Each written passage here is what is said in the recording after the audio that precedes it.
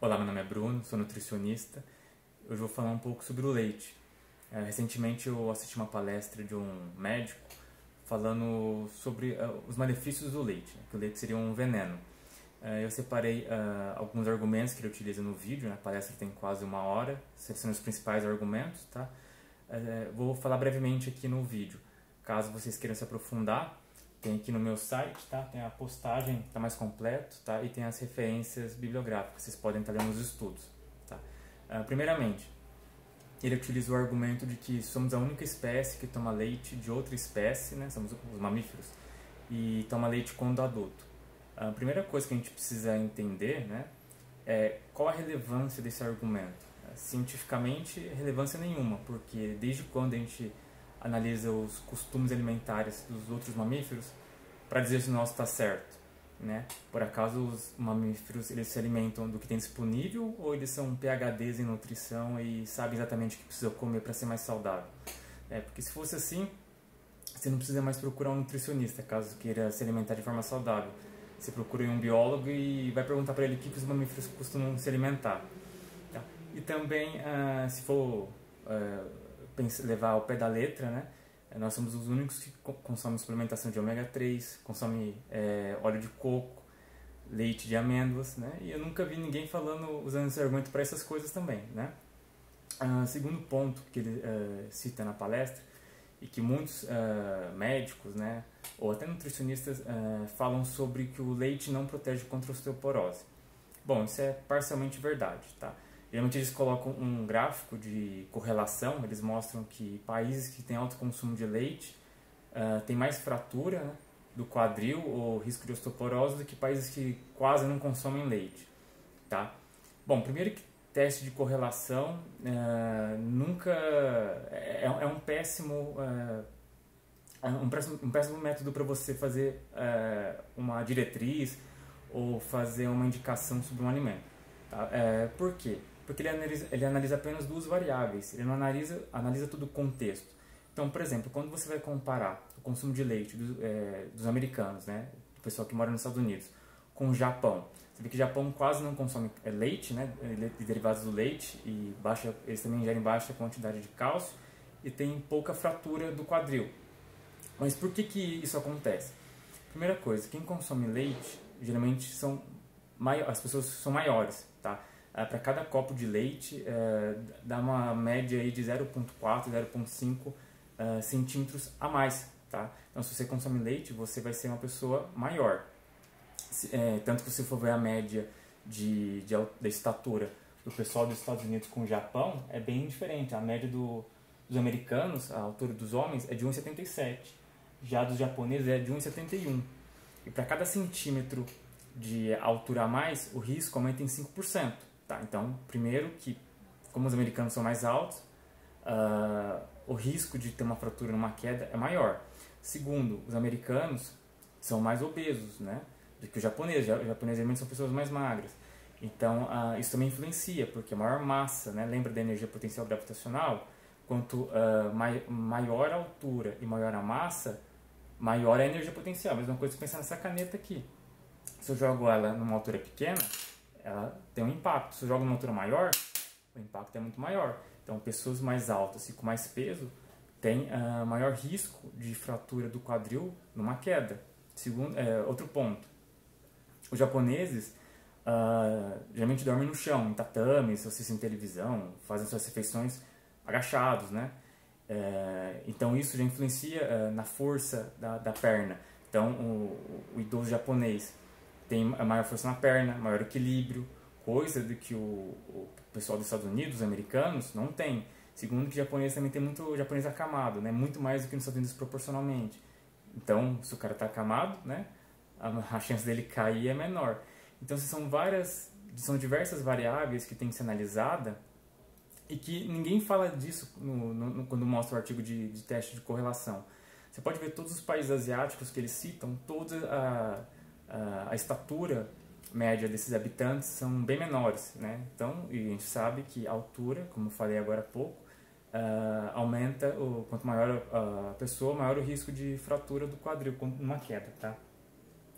Outro argumento que eles utilizam, que a porque as vacas antigamente produziam 2 litros de leite diariamente e agora elas estão produzindo 50, 60, até 80 litros de leite por dia. Bom, primeiro que isso daí é uma exceção, tá? Geralmente as vacas aqui no Brasil produzem em média entre 20 a 40 litros de leite por dia. E antes ele também cita que antes elas viviam 20 anos, agora elas vivem 5 a 8 anos. Tá, isso é verdade, mas por que as vacas aumentaram a produção de leite? Primeiro, melhoramento genético, né? Cruzamento de determinadas raças de vaca com determinadas raças de boi produzem vacas que produzem mais leite. Outro motivo, as vacas agora têm uma alimentação muito mais rica nutricionalmente. Antes elas só ficavam comendo capim, agora elas comem soja, enriquecida com vitaminas, minerais, proteínas. Então, naturalmente, a produção de leite vai melhorar, vai aumentar também. Maior consumo de água, também ordenha mecânica. Então, são vários desses motivos que aumentam a produção de leite da vaca, tá? E dela estar vivendo agora menos é porque a partir dessa idade de 5 a 8 anos, a produção de leite das vacas diminui. Então, para uma fazenda, não é interessante manter uma vaca com menos produção de leite se ele pode ter uma outra no lugar. Então, essas vacas vão para o abate.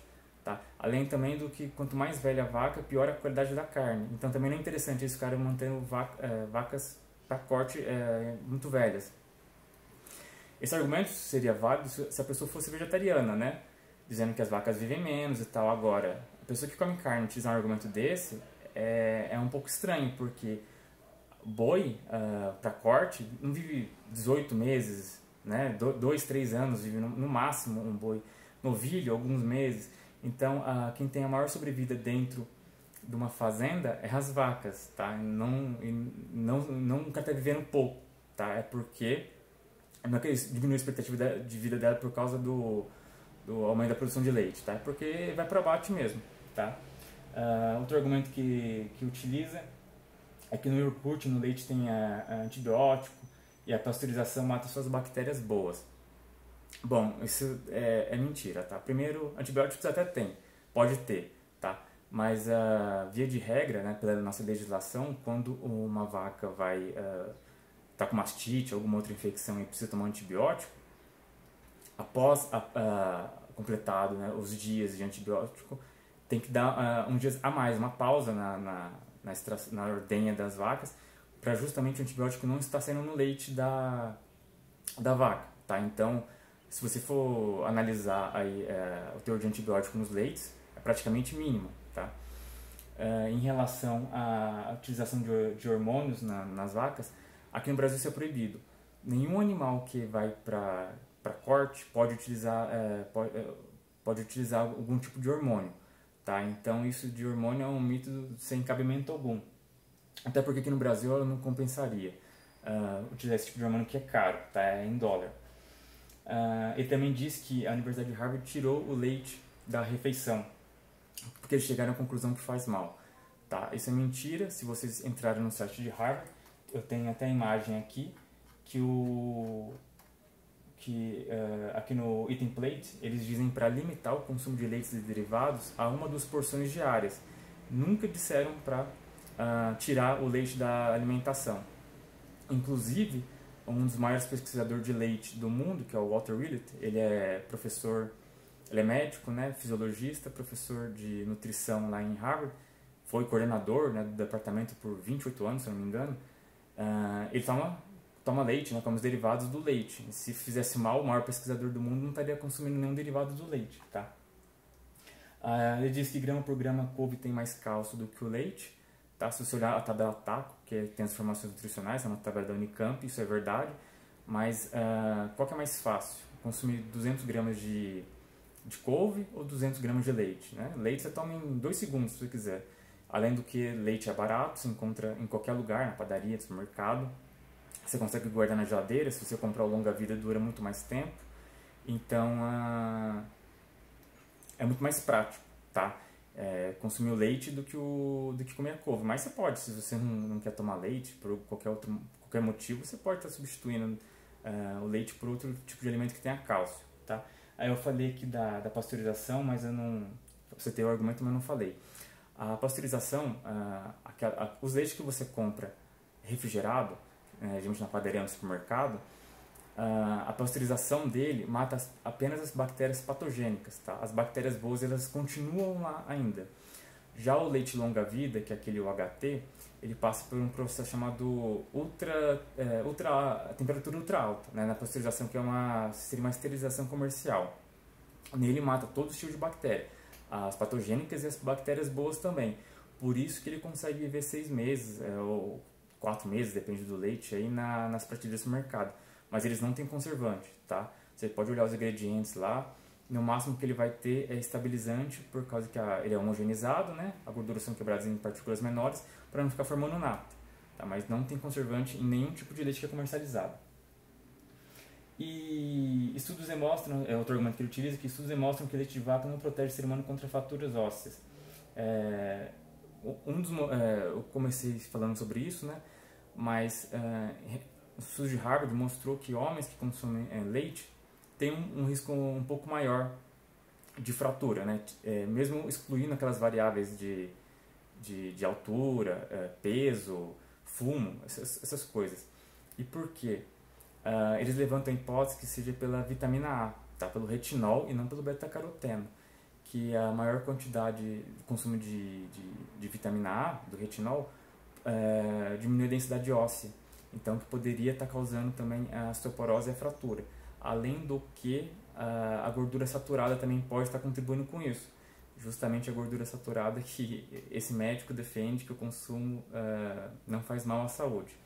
Então, assim, se você quer consumir o leite, eu diria para você limitar. A recomendação de Harvard parece ser bem razoável, em limitar em uma das porções diárias. Agora, se você não quer consumir, você pode consumir outros tipos de alimentos, tá? Desde que se você consiga suplementar que você consiga atingir, né, as quantidades de cálcio, de vitaminas e minerais que tem no leite, tá certo? Um abraço.